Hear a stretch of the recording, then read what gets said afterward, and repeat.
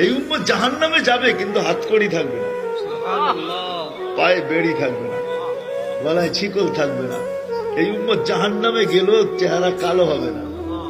জাহান্নামীদের চেহারা কালো, উঁচু হুম্মসওয়াদ্দা। ওলামাদেরকে জিজ্ঞাসা করেন, কোরআন বলতেছে এই উম্মতের চেহারা কালো হবে না। দারোগা মালিক জিজ্ঞেস করবে, এটা আবার কেমন আসামি? হাতকড়ি নাই, বেড়ি নাই, গলায় ছিকল নাই, চেহারা ঝকঝকে, ভুলে কি চলে আসলো নাকি? আল্লাহ জবাব দিবে, মালিক আমার বন্ধুর উম্মত, খবরদার। জিজ্ঞেস করবে, হাতকড়ি নাই কেন আল্লাহ? তো বলছে, এই হাত জীবনে একবারও যদি উঁচুতে ব্যবহার হয়ে থাকে, এই হাতে হাতকড়ি লাগে না। পায়ে বেড়ি নাই, যেই পাও জীবনে একবারও আমার ঘরের দিকে হাইটা গেছে, ওই পায়ে বেড়ি লাগে না মালিক। বলে, চেহারা কালো হয় না কেন? বলে, যেই কপাল একবার আমার কুদরতি পায়ে লাগছে, ওই চেহারা কোনোদিন কালো হয় না। ওই গলায় কোনোদিন বেড়ি লাগে না।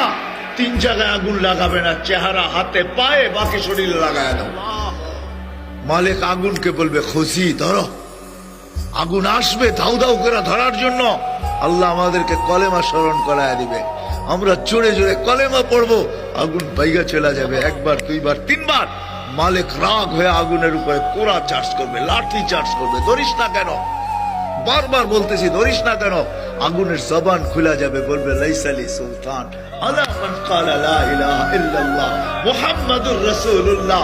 এই কলেমা যে পড়ে তাকে ধরার ক্ষমতা আমার নাই, তুমি ধরো।